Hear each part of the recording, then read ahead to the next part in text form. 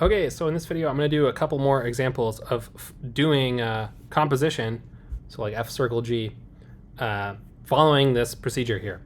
And the tricky thing about these things is finding the domain. And I think it helps to do them in order. So first find the domain of G, then find the formula. This is the formula, the second step, for F of G, F circle G, and then find the domain of F circle G. And then the last step is the domain of F circle G has to make sense for both G and for the formula for F of G. So the last step is do the intersection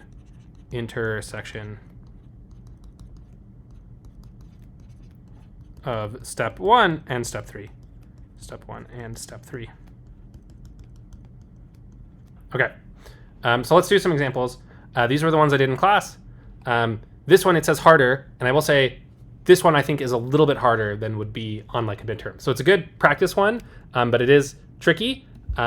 So because it involves square roots and like squaring and inequalities. So it has some tricks to it that you have to be careful with.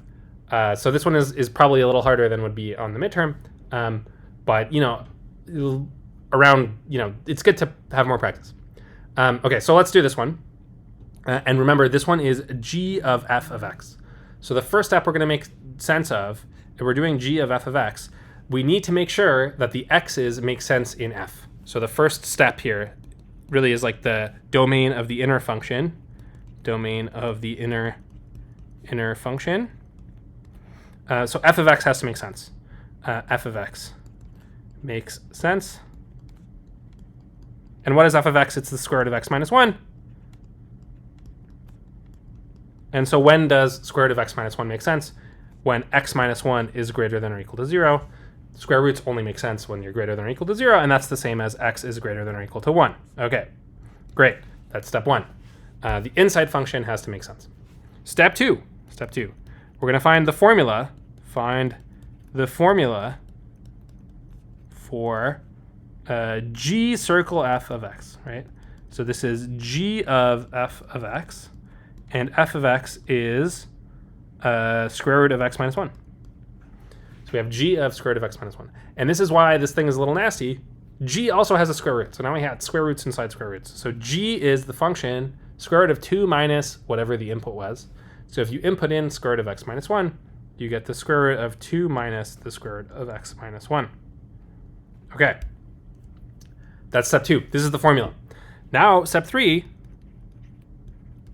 where does formula from step 2 make sense?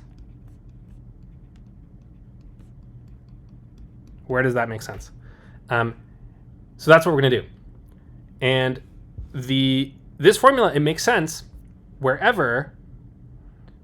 So we have a big square root on the outside. You can think of the square root on the outside.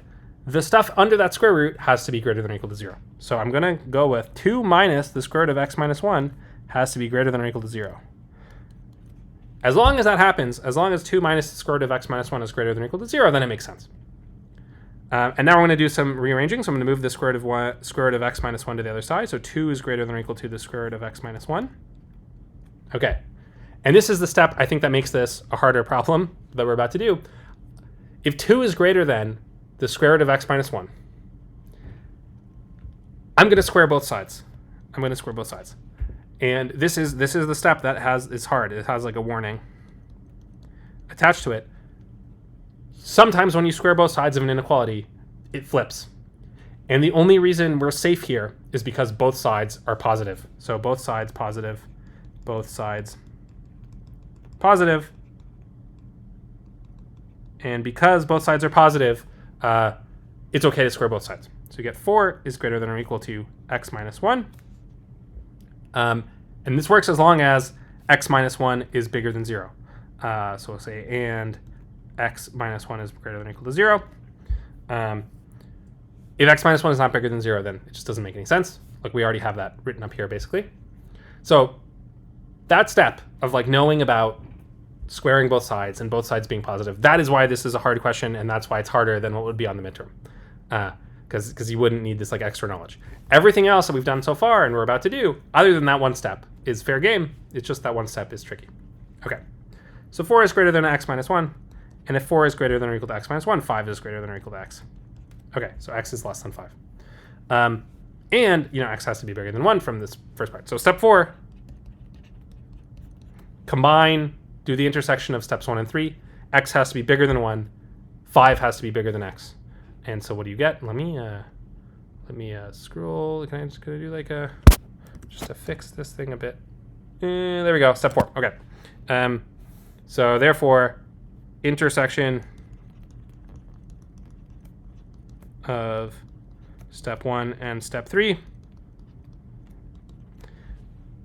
bigger than 1, less than 5, 1 less than or equal to x, less than or equal to 5, or another way to say that, x is in the interval 1 to 5. That's in interval notation. Okay, there's your answer.